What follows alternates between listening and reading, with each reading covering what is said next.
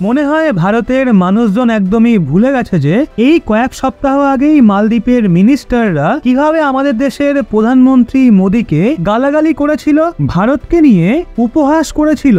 মালদ্বীপকে শিক্ষা দেওয়ার জন্য ভারতের কাছে একটা অনেক ভালো সুযোগ ছিল, কিন্তু এখন এমনটা মনে হচ্ছে যে ভারতের লোক মালদ্বীপের সরকারকে শিক্ষা দেওয়ার মুডে একদমই নেই। মালদ্বীপের গভর্নমেন্টের ইনকাম এই ট্যুরিজম সেক্টর থেকেই আসে।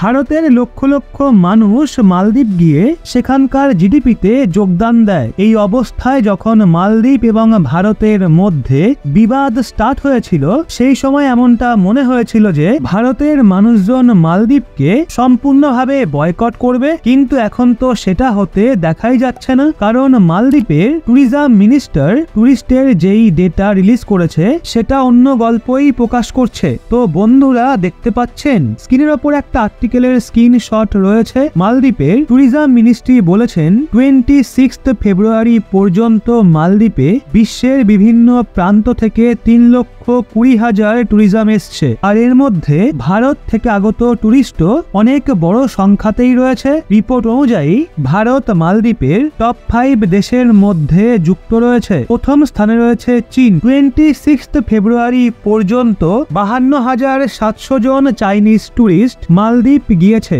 দ্বিতীয় নম্বরে রয়েছে রাশিয়া, তৃতীয় নম্বরে রয়েছে ইতালি, চতুর্থ নম্বরে রয়েছে ইউনাইটেড কিংডম অর্থাৎ ব্রিটেন, আর পঞ্চম স্থানে রয়েছে ভারত। ডেটা অনুযায়ী 26 ফেব্রুয়ারি পর্যন্ত ভারতে 25,750 জন মালদ্বীপে ভিজিট করেছে। আর এটাকে যদি পার্সেন্টেজ হিসেবে দেখা হয় 26 ফেব্রুয়ারি পর্যন্ত, তাহলে মালদ্বীপে যত টুরিস্ট এসছে তার 7.8% টুরিস্ট ভারতীয়, অর্থাৎ প্রত্যেক 1000 জন টুরিস্টের মধ্যে 78 জন টুরিস্ট একাই ভারত থেকে গেছে।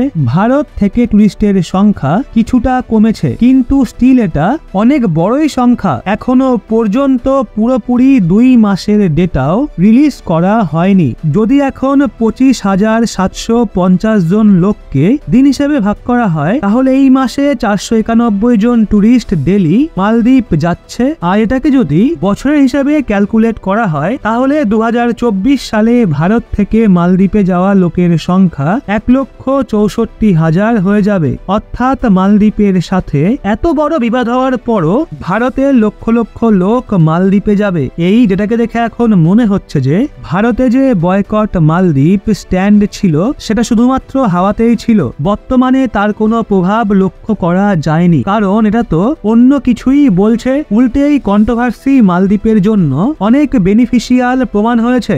ভারতের সাথে পাঙ্গা নিয়েও মালদ্বীপ সমস্ত বিশ্বে কভারেজ পেয়েছে। বিশ্বের বড় বড় ইন্টারন্যাশনাল মিডিয়া হাউস মালদ্বীপের পিকচারের সাথে কন্ট্রোভার্সিকে নিয়ে আর্টিকেল প্রকাশ করেছে, যার জন্য মালদ্বীপ ফ্রিতে পাবলিসিটি পেয়েছে। এমনটা এই জন্য বলছি কারণ 2024 সালে এখনো পর্যন্ত মালদ্বীপে আসা টুরিস্টের সংখ্যায় 16% বৃদ্ধি লক্ষ্য করা গেছে। এর ফলে তো মালদ্বীপের ফায়দাই হয়েছে। এর ওপর ভারত সরকারও সেখান থেকে নিজেদের মিলিটারি স্টাফ ফেরত আনিয়ে তাদেরকে সিভিলিয়ান রিপ্লেস করার সিদ্ধান্ত নিয়েছে। ভারতের মানুষজনের মালদ্বীপের ওপর যে রাগ ছিল সেটাকে নাম্বারে কনভার্ট করতে আমরা সম্পূর্ণভাবে ফেল হয়েছি।